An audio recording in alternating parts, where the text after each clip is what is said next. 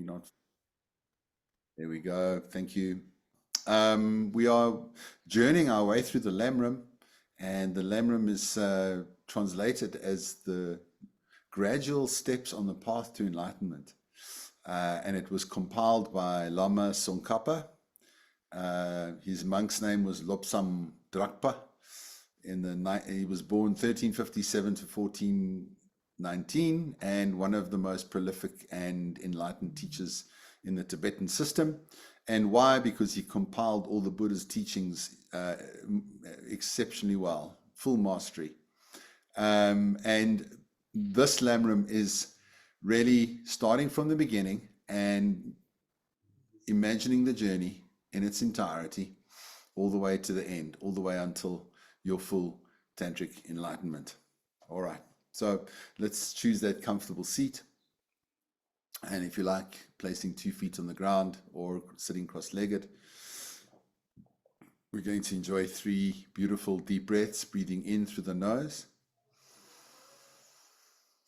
Slowly exhaling out the nostrils with control. And again, breathing in. And slowly exhaling it out the nose with control. Sharpening our focus, bringing some calm to our mind. Breathing in once again through the nose. Filling the lungs, opening the mouth, and gently sigh the breath out. Good. We begin by picturing ourselves coming out of that dark forest. We're tired of hiking through that forest. We're sweaty, we're tired, we're cut, we're bruised, and we've been lost for a long time. We're tired of samsara. We want to get out, and we've been walking on many different paths that lead nowhere. But finally, we find a path that seems well walked, well worn, and it seems to open up and more until in front of you there appears a beautiful grassy meadow, and it's an entire new world. Or perhaps it's always been there and now you just have the karma to see it. As we walk through the meadow, we see a river on the right-hand side, which turns to the left and then disappears behind a slight mound in front of us. And the meadow represents our desire to be out of samsara completely. You want to seriously start our quest to become totally enlightened as soon as possible, if at all possible in this very lifetime. As you walk up the rise of the mound, having reached the top, you look down and you see before you a fascinating scene. On the far shore, which is obscured by mist, is a set of stairs leading up to a large triangular building. And on the near shore of the river is a little ferry boat. I like to think of it as a little Viking boat, all ornate with decorated wood carvings. And as you see someone down there, it's your teacher standing there, motioning to come to her or him. And you're so excited to see your teacher, your Lama, your Guru, and what they have in store for you. If you run down to the beach, you prostrate 3 times.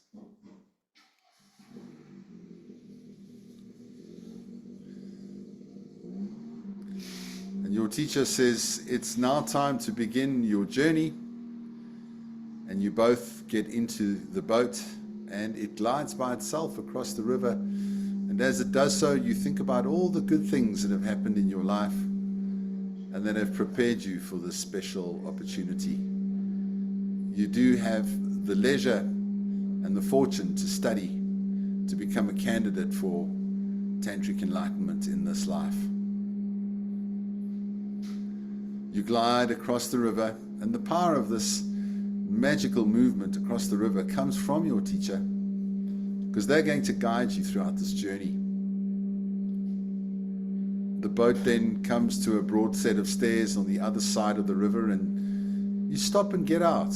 You both get out, and your teacher guides you up the stairs to a triangular shaped building with a set of ornate midnight blue double doors at the apex of the triangle to your right. Your teacher gestures you to open the doors. They're big double doors with brass inlaid designs depicting the Lamrim. And you open the door for your teacher and step in after her or him into a triangular room. And immediately to your left is what appears to be a coffin.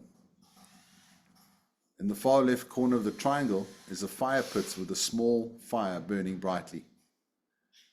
And to your right, in the remaining corner, is a red robe draped across a couch. You walk up to the coffin, you look down through the glass lid, and you see that you are the corpse in that coffin. And you think, am I doing today the thing I would most want to do if I knew that I was going to die tonight? This is a death meditation.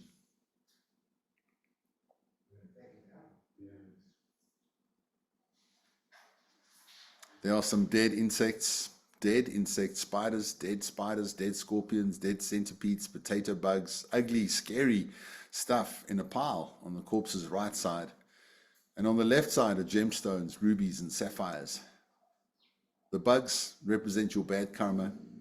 And before you die, you want to get rid of them. So you open the lid and scoop up the dead bugs and walk over to the left corner of the room where there is a small fire blazing.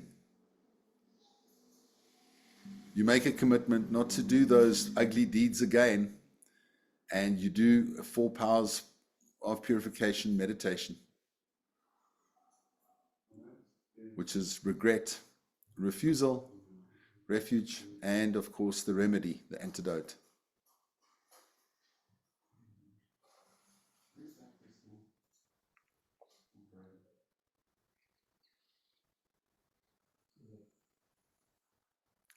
You are burning away and you are purifying all your negative deeds so that you can begin your Lamrim, the path to total enlightenment, and so that there are no obstacles on your path.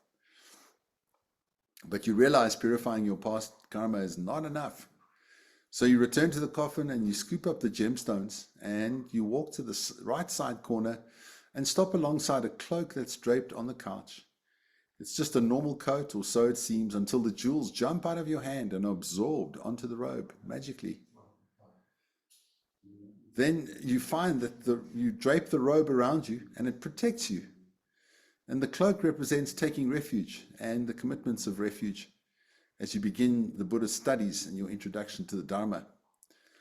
With anticipation, you walk over to a stunning, vibrant blue door on the left side of the couch, and the triangle room represents the lesser capacity practitioner. That it's a practitioner that just wants to end suffering in this life. You open the door and follow your teacher into a corridor, and the door closes behind you. So now we move into the meditation for this class today. As you walk into the corridor, there's a window on the left side, and you see overwhelming images of the suffering world through the window. Wars, people old, people sick, thousands, millions, billions of beings in samsara, suffering in many realms.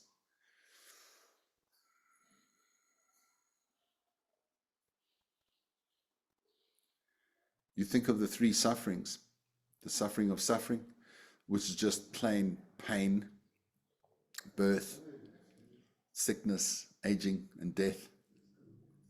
You think of the suffering of change, like your brand new laptop you got, and 2 months later you get the first update and it crashed the hard drive.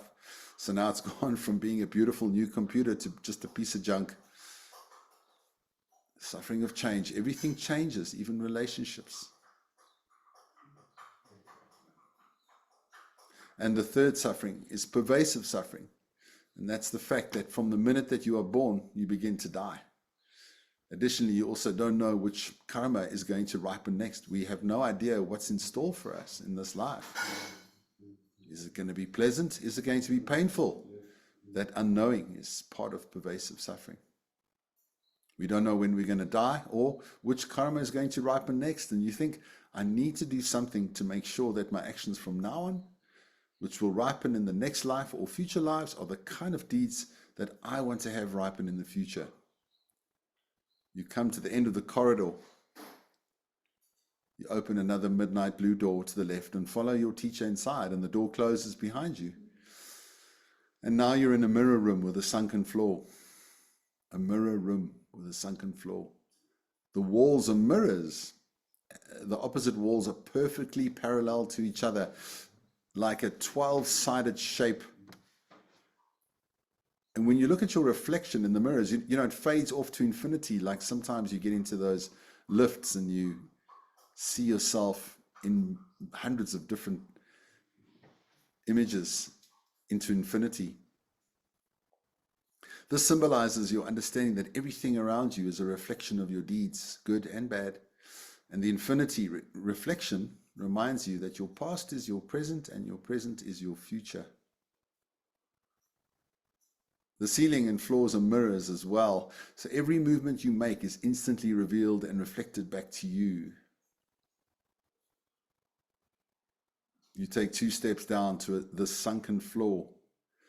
There's a magnificent collection of exquisite but very fragile porcelain figurines, and they are standing on top narrow stands.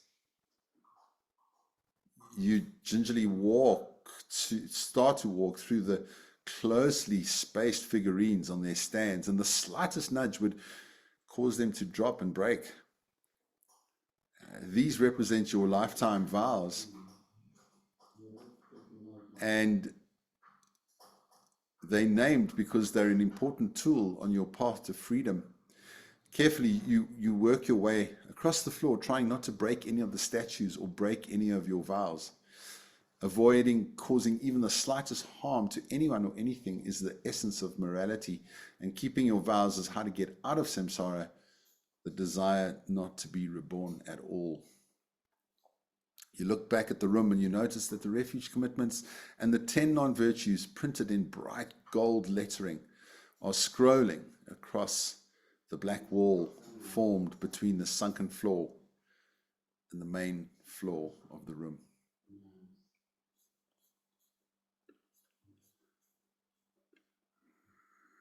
We come to the end of this practice. I will recite the mandala offering, offering a perfect, beautiful world to the enlightened beings, and then we will take refuge 3 times.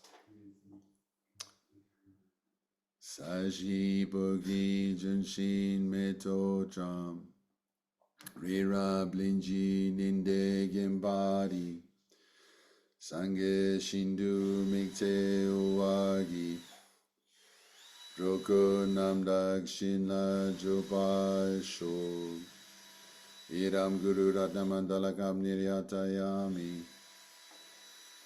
Now we take refuge and think of that beautiful coat with the gems that you're wearing.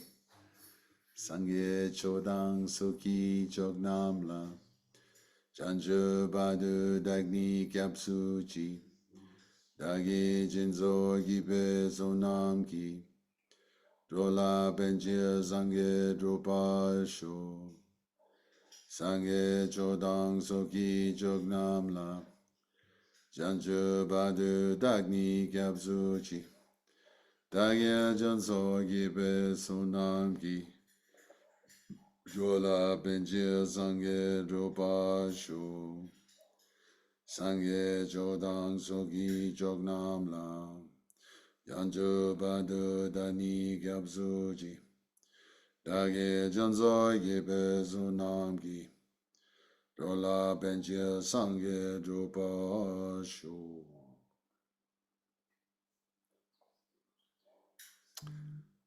All right, you can open your eyes.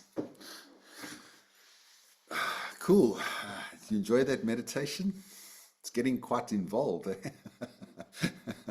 Going here, going there, into this room, into that room. So I also wanted to show you a diagram of the rooms as we have been navigating so far.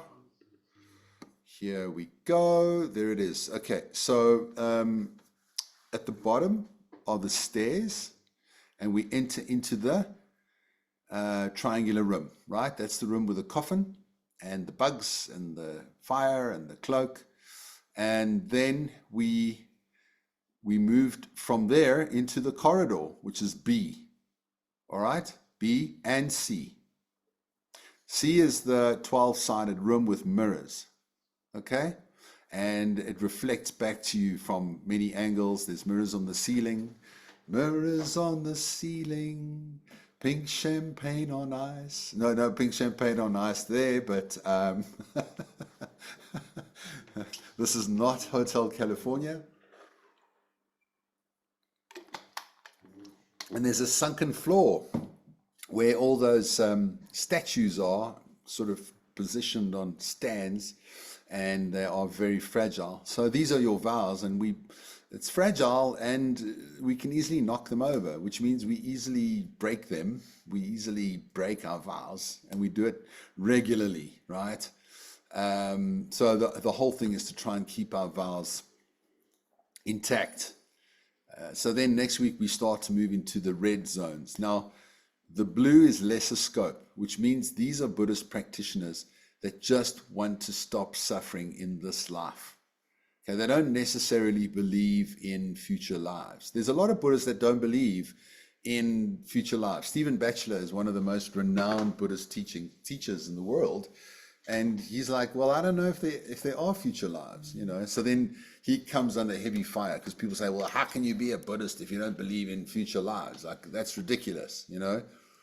I think it's okay. I think, you know, look, recently I was quizzed by a secular society. I'm planning on becoming a wedding minister, but as a Buddhist, I can't. And then the secular society says, well, you know, you have to pledge that you're an atheist.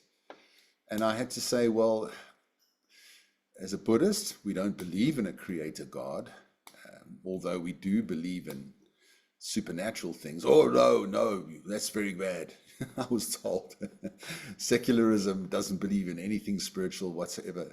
So I believe that there are obviously spiritual realms and Buddhas, and that you can be a Buddha, and that you can be the highest evolution of mind in this life, or maybe in a future life. I do, you know. Signal's bad. Thanks, Kerry. So those are the rooms. Medium scope means, medium scope is that you want to end suffering in this life and in future lives for yourself. Okay? So the lesser scope is, I just want to stop suffering in this life. Like, I just want all the best things to happen in this life. I do believe in karma in this life only, right? Medium scope is, I believe in karma and I want to end suffering in this life and in future lives, because I believe in future lives and I believe in reincarnation. Okay? So that's the difference between the two. Then what I would like to do is to read you the principle, where is it now?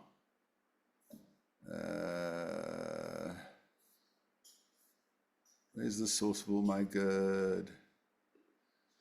I think I downloaded the wrong prayer. Let me check here. That's the three principal paths. Oh, all right.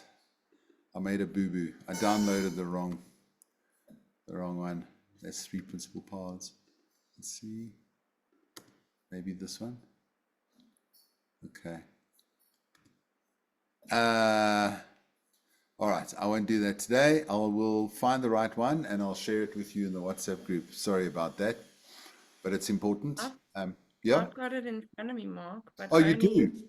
page 1 and 2. Yeah. Okay. So can you read the first 6 verses?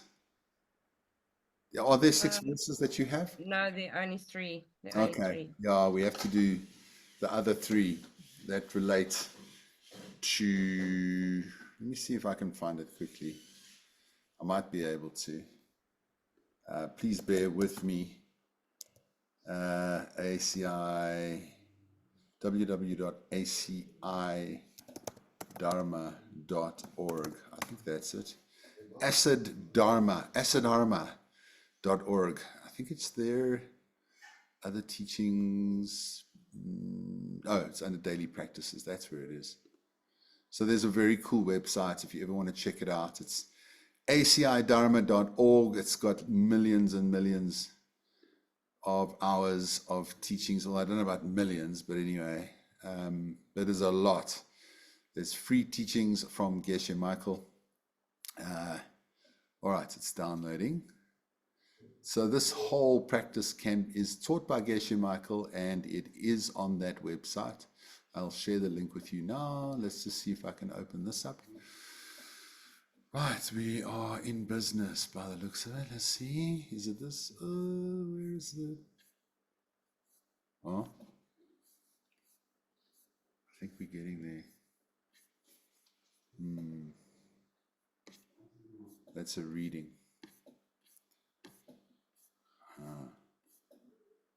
Here we go. Here we go. Ta-da, ta-da. Yay. All right. Got it. Thank you to technology. All right. Going to share my screen again, and I'll read you the first 6 verses, which relate to, starts off, with with coming out of the jungle, and you see your teacher. So here we go. The source of all my good is my kind Lama, my Lord. Bless me first to see that taking myself to him or her is in the proper way is the very root of the path, and grant me then to serve and follow him or her with all my strength and reverence.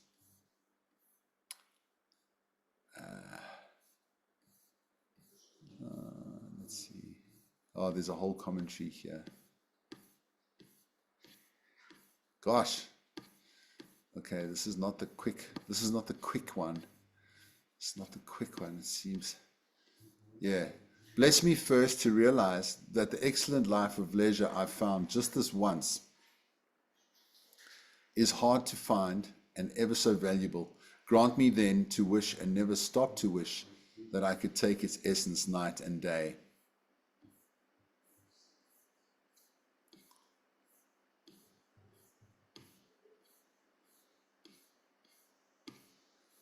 I'm going to share this with you. I think I might have shared the wrong one with you guys, because this is okay. Number 3. My body and the life in it are as fleeting as the bubbles in the sea froth of a wave. Bless me first thus to recall the death that will destroy me soon, and help me find sure knowledge that after I've died, the things I've done, the white or black, and what these deeds will bring to me, follow always close behind, as certain as my shadow.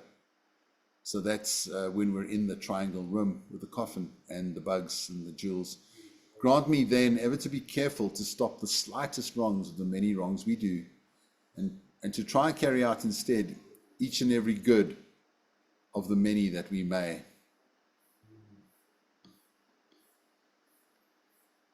Then verse 5 is on its way.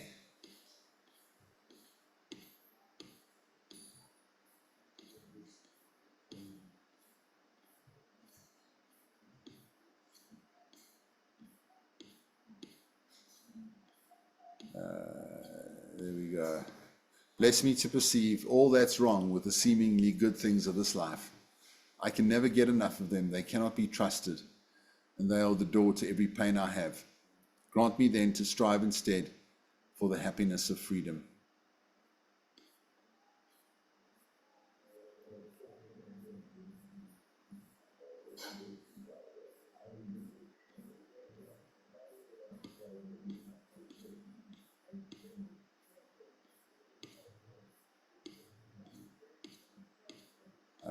And then the last one.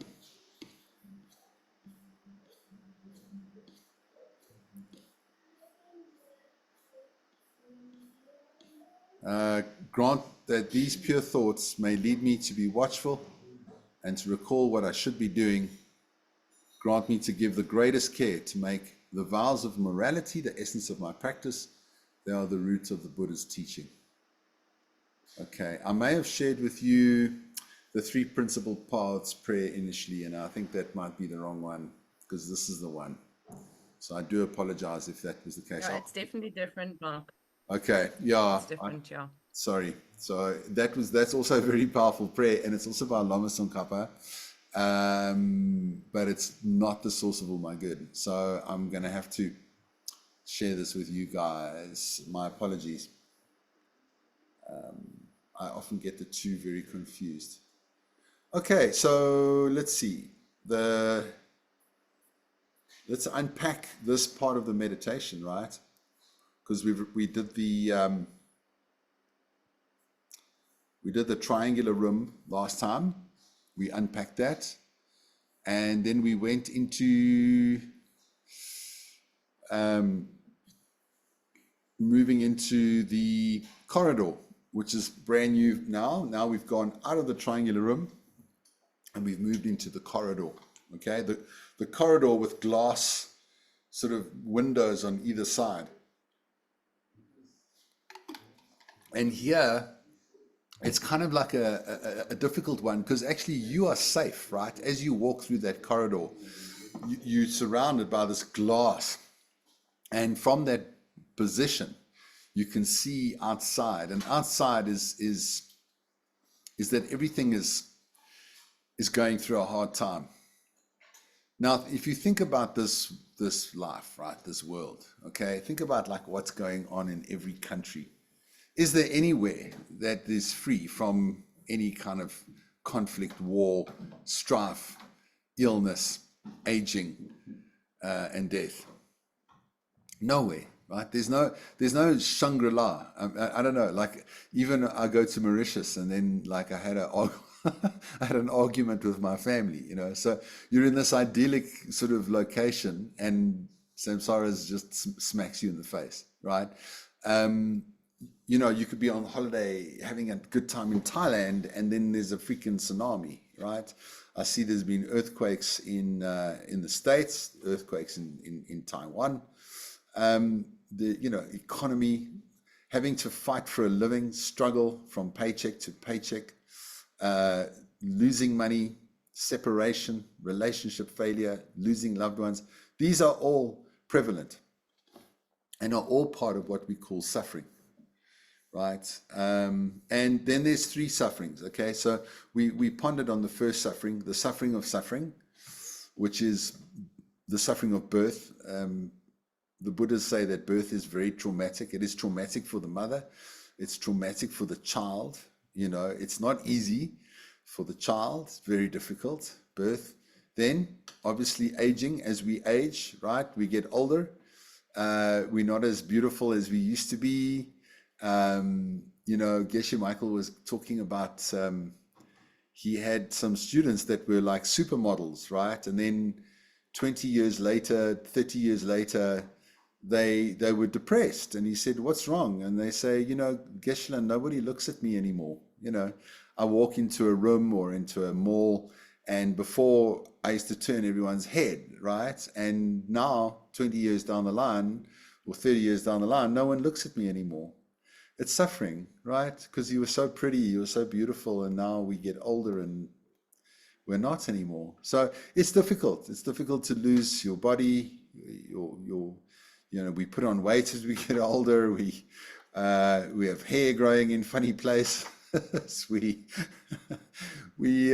just don't look the same as we did when we were younger. I was going through old photographs with my move. And I found pictures of when I was, in my early 20s, and I didn't even recognize myself. My kid was saying, "Is that you?" And it was just so strange, right? I was wearing my army uniform, and I feel like a completely different person, right? Look different as well. So yeah, this aging thing is not for sissies, and as we get older, we suffer. My mother has dementia. I know, a few of us have lost our parents. Kerry lost her mom. Very, very hard, right? Very difficult to witness aging and sickness, and in its many, many different forms. We have pandemics. All of these things is really, really the suffering of suffering. Just kind of bad days, like things don't work out, or you just wake up in the morning and you just don't feel energized, you just don't feel up to it. That represents suffering, okay? You got a headache, you hurt your toe, or you got arthritis in your back or whatever. That's suffering, right? That is suffering.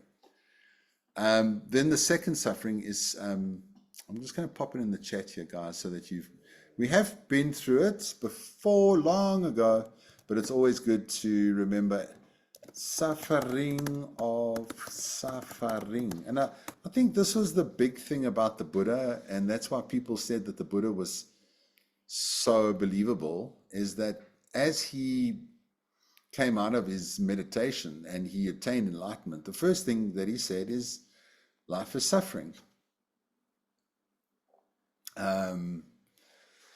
And a lot of us do not face that fact, right? A lot of us avoid that fact that everything is suffering. We believe that it shouldn't be so. So we try our best to find happiness in samsara. But often we just can't. And, like Mick Jagger said, I can't get no satisfaction, right? So that's the suffering of suffering. Then there's the suffering of change, that whatever you enjoy will end, right? Think about chocolates, right? I had some chocolate last night. Sort of the first kind of block is really yummy. The second block is awesome. The third one, okay. Fourth one, now it's starting to taste too sweet. Fifth one, sixth one, now I'm feeling ill. So if happiness was in chocolates, then surely the more chocolate I ate, the happier I would be. But that's not so. If happiness was in money, if for every R1 that I get, I should be happier, but it's not so. We find that people that are extremely wealthy are not happy. Most people I know that are wealthy are on antidepressants, right? And there's poor people looking at them going, God, I wish I had what you had. And I guess some of the rich people are looking at the poor people going, I wish I had your happiness. I wish I had your sort of simplicity of life, because my life is so complex with so many issues and so on, right? So obviously money doesn't necessarily bring us happiness. We can clearly see that. I mean, the amount of antidepressants being bought by wealthy people is staggering, right? So money doesn't bring us happiness. Suffering of change, like you're in a relationship, you think this thing's going to last forever, you're in love, then it ends, right? Suffering of health or change, you're very healthy and then something happens and you get injured or you can't do the things you can do anymore. Change, right? I often think of my friend Andreas Botner. What a yogi, like so powerful, so strong. One of the most strongest yogis I've ever met. And then all of a sudden he's has to go for like a hip replacement and then another hip replacement. And, then he's not the same, right? And it's sad, but that's the way it is for all of us. And then all pervasive suffering. This is quite an interesting one. And really, this just sort of the unknown, right? Not knowing what's going to happen next. What has my karma got in store for me, right? Gosh, if I had known what my karma had in store for me 2 years ago, man, I don't know. Maybe I would have gone on an airplane and flew to India and joined a monastery, right? Knowing what I would have gone through the last 2 years, right? But I didn't know, and no one can know. Right? No one can know what's in store, what's around the corner. It's a mystery, not to get all terrified about it. And, good to remain optimistic.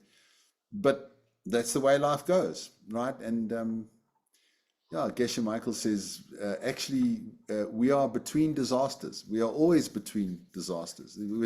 If you're not in a disaster, you're kind of in between one,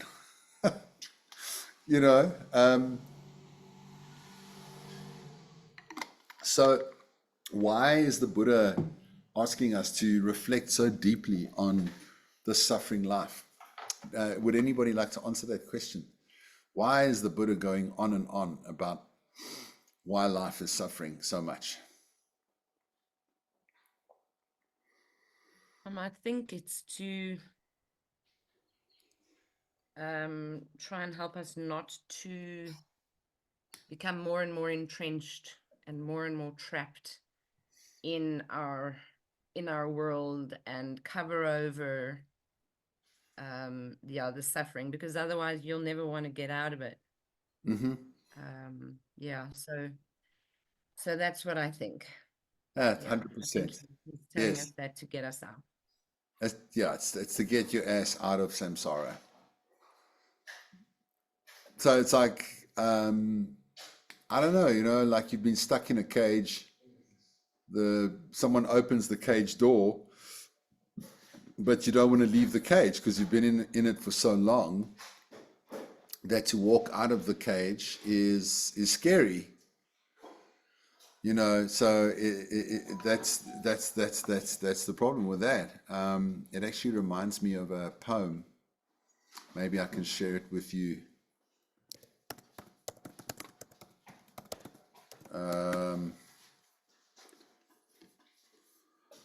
Where is it now?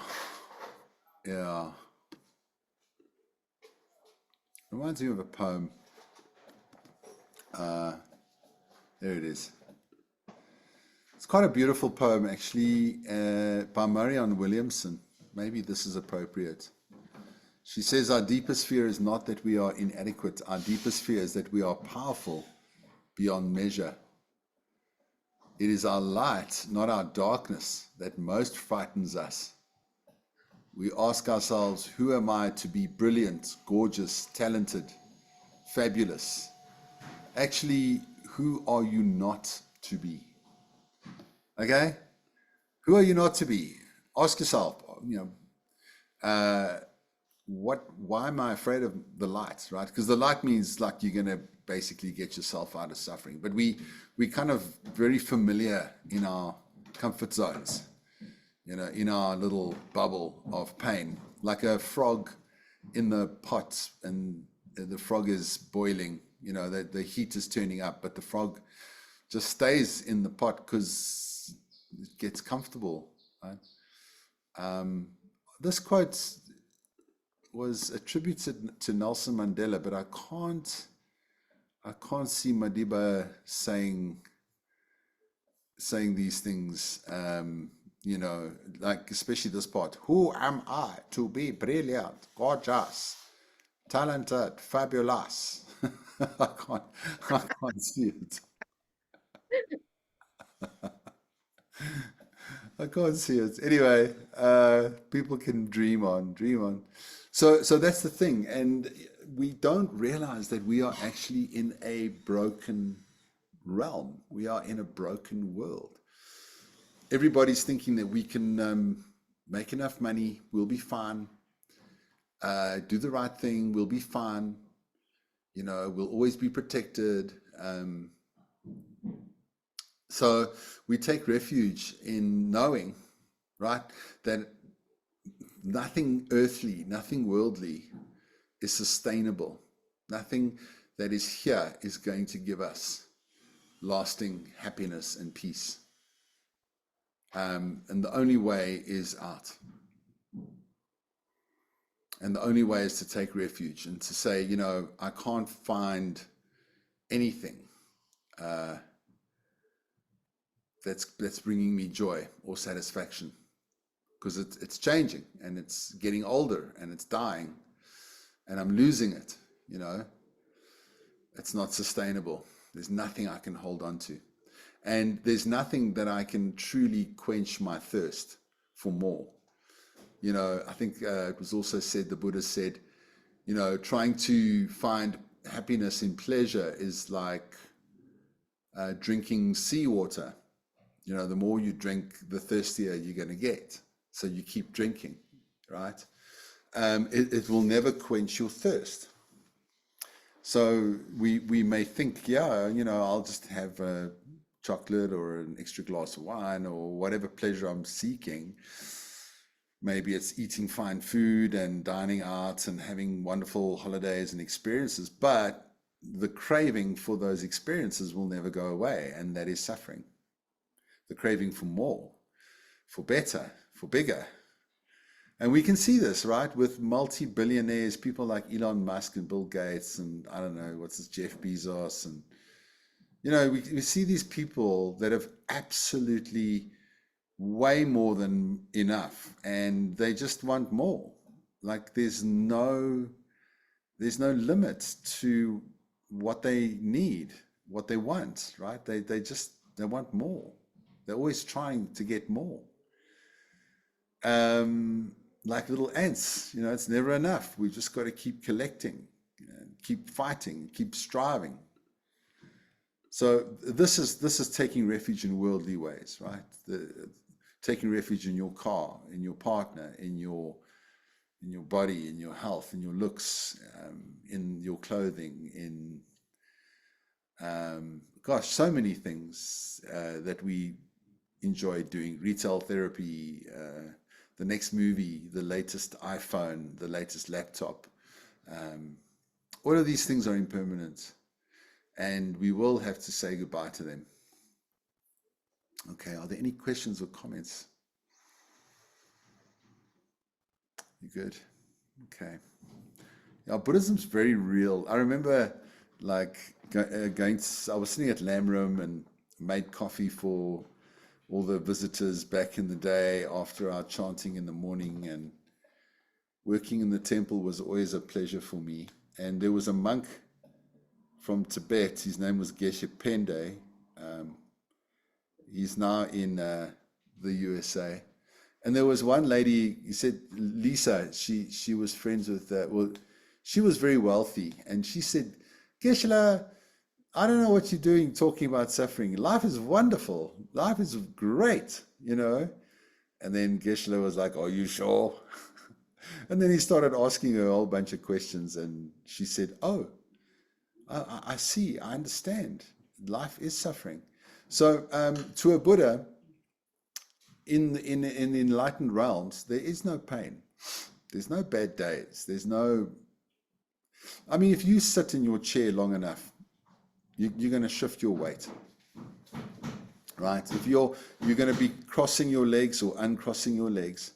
Even when you sleep, you're going to be shifting from different sides because there's an ache or your hand's gone, you know, pins and needles. There's always a shifting of your body to avoid suffering. Think of it like that.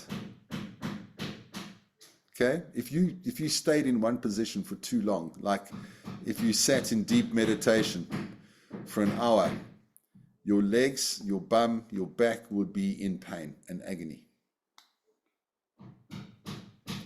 But Mark, isn't that a good thing in the sense that us human beings very often will not do anything if we are comfortable. So that discomfort, that pain is actually a motivator. You know what I mean? So it's Yeah. both, in my view, it's sort of both things at the same time. Yeah, I mean, the Buddha said that the human realm is the best place to be in terms of our potential to become enlightened. The reason being is that humans have suffering and that they have pleasure and happiness. I think maybe more suffering than happiness, right? Whereas the lower realms, like animals and ghost realms and hell beings, are so consumed with suffering that it's impossible for them to, they're just focused on survival, right? And not being ripped to pieces or they're all starving all the time, etc. So they can't think, they can't turn their mind towards the Dharma. All they're trying to do is avoid being eaten or, you know, murdered or dying from starvation, right? So they experience intense suffering. So intense suffering is not good because there's no time to aspire to get out of samsara. You're too caught up in the, what was the joke that Martin once said? He said, I'm too busy fighting off the crocodiles to remember that I was here to drain the swamp, you know? Okay, so like you got a job to do, but there's too many crocodiles that you got to fight off, right? You forget that you're there to drain the swamp, and that's the problem with the lower realms. The higher realms have so much pleasure the demigod realms, the god realms, they have so much pleasure, and that why should they be motivated to escape from samsara? Because it's so cool, it's so much fun, it feels like heaven anyway. You know, they don't even know that they're not in samsara. It's like, to them, they think they're in heaven, but they're not. They're just burning up good karma.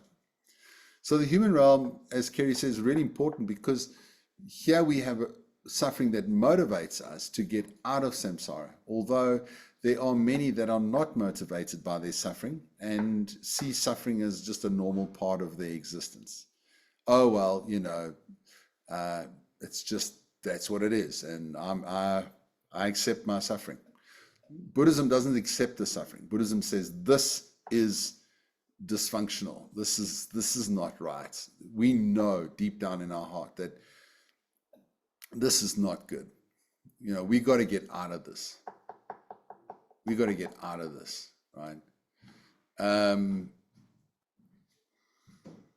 Yeah. So I guess in that way, you know, some people suffer, but they continually perpetuate their suffering. If you look at addiction and so on, they know that it doesn't bring them the ultimate joy that they seek, but yet they still continue to do it because they're just stuck in it, right? And yes, we can look at addicts, but we are all addicted to something worldly. You know, we're all hoping for, I mean, there's something called the 8 mundane concerns, which I think I've shared with you before, and I'm going to try and remember them. It's gain, loss, pleasure, pain, shame, praise, blame. Gain, loss, pleasure, pain, praise, blame. What was the other one? Praise, blame. Shame. What is the opposite of shame? Praise, blame. Is it pride? Sorry? Is it pride? No. Let me just try and Google it quickly. I always forget the last one. 8 mundane concerns. Yeah, so it's fame, it's pleasure, fame, gain, praise. Never got praise. Yes, I do have praise. Fame. That's the one. Fame, remember my name. Fame, I wanna live forever. Remember that movie? Baby, remember my name. Fame or shame. Okay. Gain or loss. So in Buddhism, these are called the 8 mundane concerns, right? These are mundane. Thinking about gain, thinking about loss. Concerning yourself with pleasure, avoiding pain. Seeking praise, avoiding blame. Seeking fame, avoiding shame. So a Buddhist monk or nun would say, why are we worrying about these things? These things are going to cause you suffering. Okay. These things are keeping us trapped in samsara, wanting gain, wanting pleasure, wanting praise, wanting fame, avoiding loss, avoiding pain, avoiding blame, avoiding shame. These are the things that are keeping us stuck in the glue of this broken realm. So the Buddha was saying, like a doctor, you know, Buddha was saying, listen, you are sick. You guys are stuck in samsara, and samsara is not a place that you're stuck in. You are samsara. It's not like it's, you know, a hell ride in Disneyland. It's like you are samsara. It is you, and you're it. So it's important that we can understand that, and then if it is us, then we can do something to get out of samsara. Okay? Are there any comments or questions there?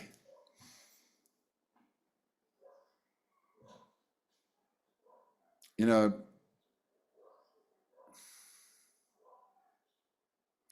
I love the analogy of a child eating an ice cream. and the ice cream falls on the floor, and the child is screaming, "Ah, my ice cream! Ah!" And mom, all the moms on the call, you'll know, you probably had this experience before with your boys or your girls. And you say, "Don't worry." You kind of laugh. You say, "Don't worry, my darling. You know, it's just an ice cream. I'll get you another one. It's fine." But to the child, it's very traumatic, very painful. And the Buddhas understand that. They look at us in a similar way, going, you know, yeah, you're losing your life. You lost your job. You lost your partner. But it's okay. Like, you're an eternal being. So don't freak out about it, you know? Okay, so you're going to die. So what? You'll get another life. It's like, okay, so the ice cream fell on the floor. So what? You know, you'll get another one. Don't freak out, right? Because the Buddhas are looking and they're going, wow, these people are really suffering. These beings are suffering. They're stuck here. And they don't understand, like, the concept of karma and the concept of reincarnation, and then that they've always been alive and they always will be alive. So, you know, but we live this life as if it's the only life we have. So we build castles in the sky, and or we build houses of cards, and we accumulate so much, and then we die, and then we can't take it with us. So what we have to focus on is the accumulation of goodness and good karma, the gems, right? And to take refuge. So yeah, so that's the corridor. We haven't even got to the room with the mirrors. So we'll have to do that next week, okay? The room with the mirrors, karma. All right, guys, let's do a closing prayer. And then enjoy the weekend. So let's dedicate coming to this class, learning about the Dharma and Lamrim and doing the meditation. We've built up some really good energy. Think about something in your life, maybe a part of your life that is suffering, and to understand that by building the right, planting the right seeds, the suffering, we can remove the suffering, and eventually we can get out of suffering completely. So let's dedicate good karma to this eventuality, and not to forget that once we have attained that freedom, that we will share it and help all other beings that are in the ocean of samsara. Gewadi kewokun, sunam yeshe zozoshin, sunam yeshe lejunwe. Damba kunya doba shog.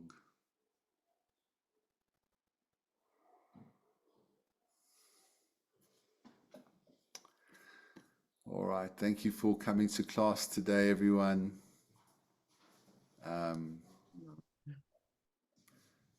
I hope you have a suffering-free weekend. No heartburn. You know, I hope your curry is just right. Don't burn your lips on your coffee. Yeah, first world problems. But still suffering, okay? Still suffering. According to Buddhism, still suffering, right? Any discomfort, suffering, right? Any discomfort. The Buddhas look at it and go, oh, that's terrible. Look at the discomfort they feel. But yet they think it's normal. Yeah. Okay. See you guys next week. Thank you for joining. Much love. Thank you, Mark. Thanks, Mark. Cheers.